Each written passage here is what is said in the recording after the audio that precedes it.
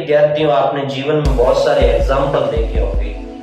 आपने Julian scissor को पढ़ा होगा, आपने थॉमस अल्वा एडिसन को पढ़ा होगा, आपने नेपोलियन बोनापार्ट को पढ़ा होगा, आपने मार्क जुकरबर्ग को पढ़ा होगा, अब्राहम लिंकन को पढ़ा होगा, सचिन तेंदुलकर को आपने पढ़ा होगा, अमिताभ बच्चन को आपने पढ़ा होगा।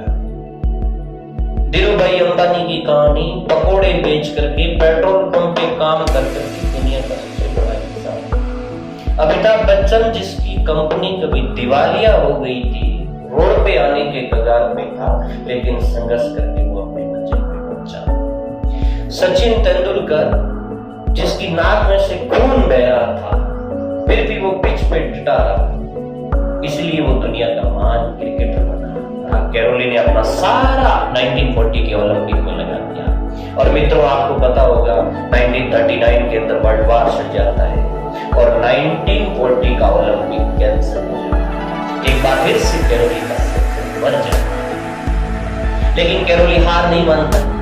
1948 में वो गोल्ड मेडल जीता। उसके बाद 1952 के ओलंपिक में भी कैरोली गोल्ड मेडल जीतता है और पिस्टल शूटिंग की पूरी हिस्ट्री बदल करके रख देता है। ये कहानी आपको बहुत कुछ सिखाती है। ये कहानी सिखाती है कि जब आपके पास कुछ नहीं होता है,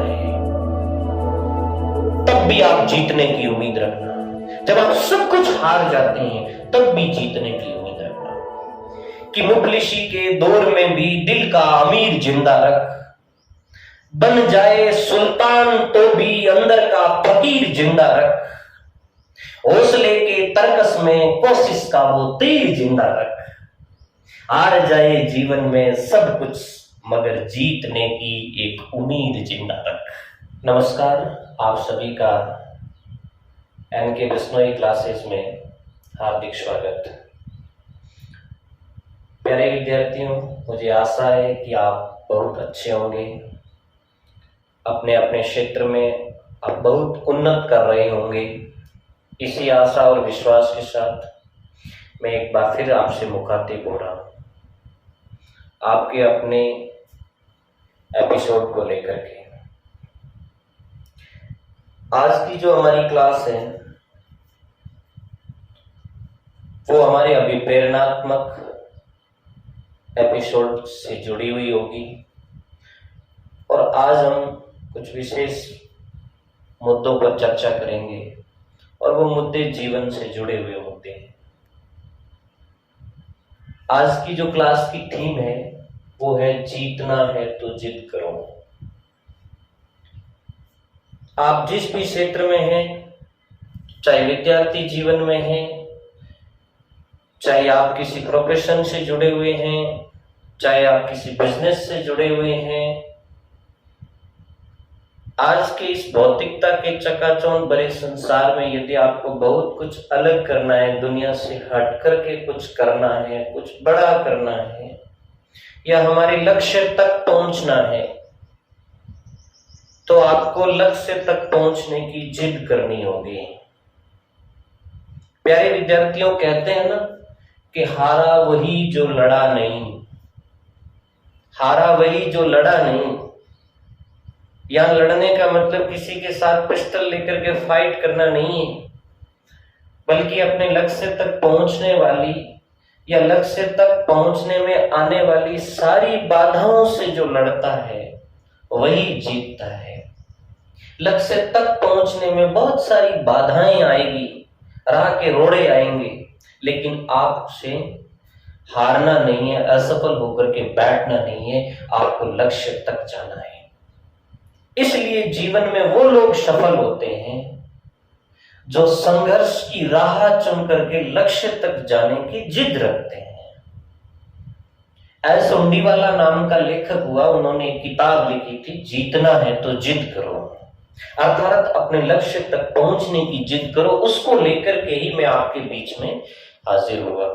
प्यारे विद्यार्थियों, एक बार फिर से मैं आपको बता दूं कि किसी भी व्यक्ति को ऊपर मंजिल तक जाने के लिए बहुत कुछ संघर्ष करना पड़ता है या बहुत मेहनत करनी पड़ती है। कहते हैं ना कि यूं ही नहीं मिलती राही को मंजिल, यूं ही नहीं मिलती राही को मंजिल, एक जुनून सा दिल में जगाना पड़ता है।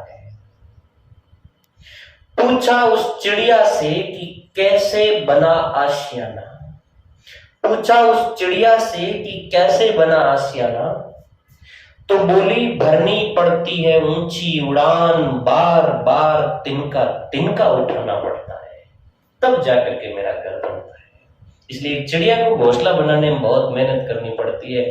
तो आप तो एक बहुत अच्छे इंसान हो, आपको बहुत कुछ अलग करना है जीवन में, इसकी बहुत मेहनत करनी पड़ेगी। तब मैं कहता हूं कि आपको टारगेट तक जाने के लिए जिद करनी पड़ेगी। प्यारे विद्यार्थियों, आपने जीवन में बहुत सारे एग्जाम्पल देखे होंगे। आपने जूलियन सीजर को पढ़ा होगा, आपने थॉमस अल्वा एडिसन को पढ़ा होगा, आपने नेपोलियन बोनापार्ट को पढ़ा होगा, आपने मार्क जुकरबर्ग को पढ़ा होगा, अब्राहम लिंकन को पढ़ा होगा, सचिन तेंदुलकर को आपने पढ़ा होगा, अमिताभ बच्चन को आपने पढ़ा होगा। ये जीवन में कुछ ऐसे एग्जाम्पल है जो उस मंजिल तक पहुंचने के लिए बहुत हद तक संघर्ष करके आए हैं। आप जानते होंगे धीरू भाई अंबानी की कहानी, पकोड़े बेच करके पेट्रोल पंप पे काम कर करके दुनिया का सबसे बड़ा इंसान है। अमिताभ बच्चन जिसकी कंपनी कभी दिवालिया हो गई थी, रोड पे आने के कगार पे था, लेकिन संघर्ष करके वो अपनी मंजिल पे पहुंचा। सचिन तेंदुलकर जिसकी नाक में से खून बह रहा था, फिर भी वो पिच पे डटा रहा, इसलिए वो दुनिया का महान क्रिकेटर बना। जूलियन सीजर यदि ब्रिटेन के युद्ध में वो अपने चंद सैनिकों के साथ हार मान लेता, था एक तानाशाह लेकिन हार मान लेता, तो आज हिस्ट्री में उसका नाम नहीं होता। तो बहुत सारे एग्जाम्पल है, मैं एक एग्जाम्पल पर आपसे चर्चा करूंगा। बहुत ही अच्छा एग्जाम्पल है, जीवन में आपने बहुत सारे एग्जाम्पल सुने होंगे, पढ़े होंगे। एक एग्जाम्पल है Hungarian pistol shooter Karl Takacs का। हंगेरी देश का एक पिस्टल शूटर था कैरोली ट्रेकर्स, आपने भी कहानी पढ़ी होगी। देखो, ये कहानी आपको प्रेरणा देती है। प्रेरणा इस बात को लेकर के देती है कि संघर्ष क्या होता है, लक्ष्य तक पहुंचने की जिद क्या होती है, किन बाधाओं से लड़ने के लिए हमें क्या करना चाहिए। और हाँ, जब हमारे पास कुछ नहीं रहता है, हम सब कुछ हार जाते हैं, फिर भी हम क्या करें।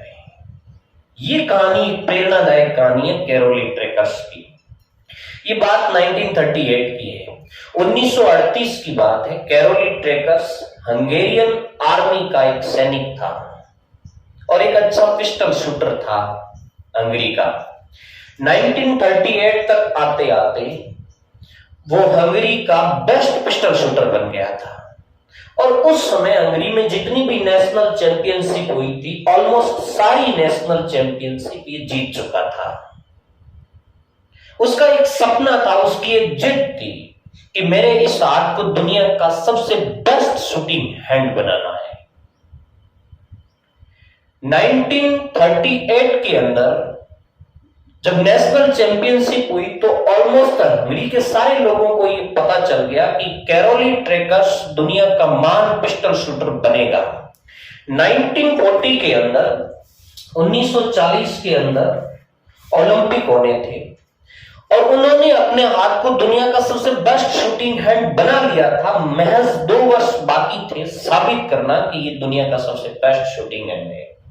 1938 के अंदर एक इंसिडेंट होता है।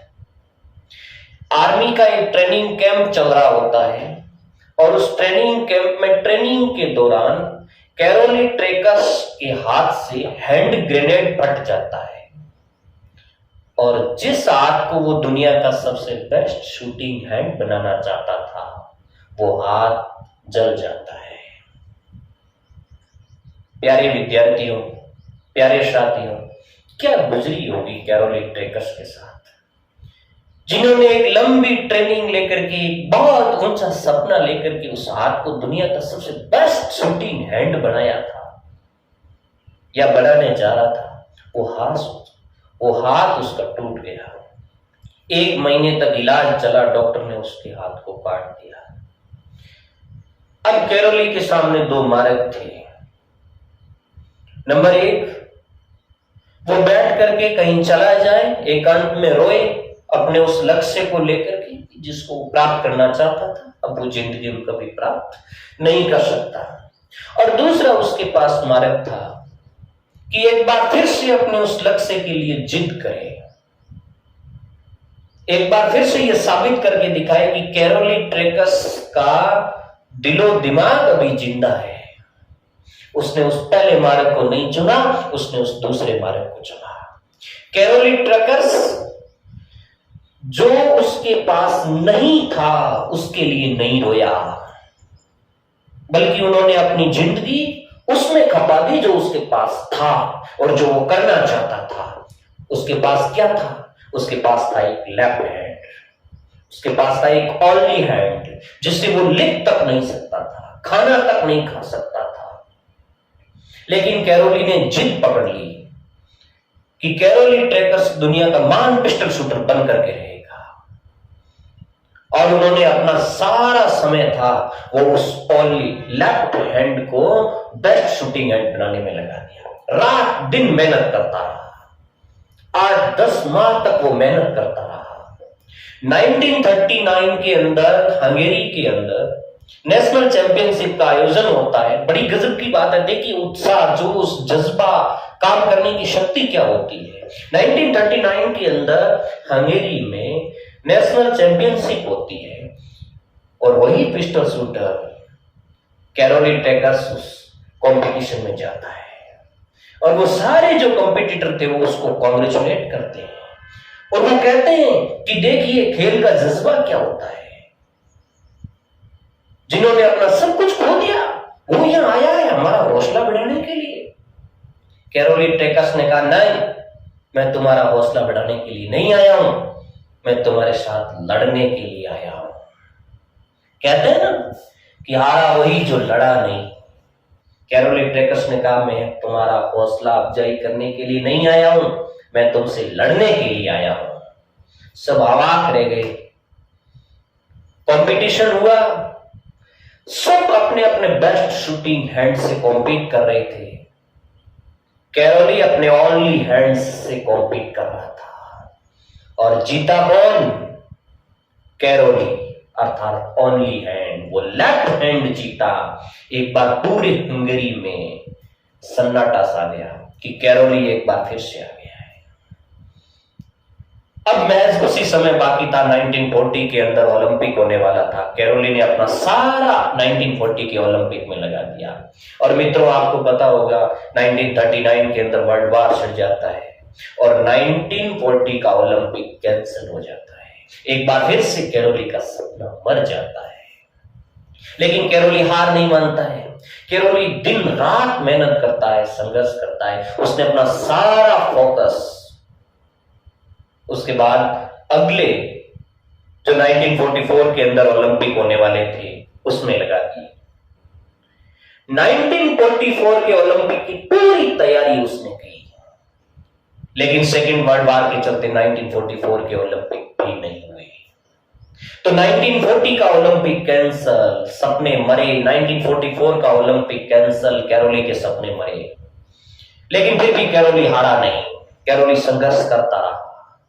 कैरोली ने अपना सारा फोकस 1948 की उस ओलंपिक पे दे दिया और 1948 के ओलंपिक के अंदर कैरोली पूरी तैयारी के साथ जाता है। दुनिया के सारे पिस्टल शूटर अपने बेस्ट शूटिंग हैंड के साथ कॉम्पीट करते हैं, लेकिन कैरोली अपने ओनली हैंड के साथ कॉम्पीट करता है और पूरी दुनिया के अंदर कॉम्पिटिशन में कैरोली ट्रेकस तहलका मचा देता है और अपने ओनली हैंड से वो गोल्ड मेडल जीतता है। अपने लेफ्ट हैंड से वो गोल्ड मेडल जीतता है। कैरोली यहीं पर नहीं रुका, 1948 में वो गोल्ड मेडल जीता। उसके बाद 1952 के ओलंपिक में भी कैरोली गोल्ड मेडल जीतता है और पिस्टल शूटिंग की पूरी हिस्ट्री बदल करके रख देता है, पूरा इतिहास बदल देता है।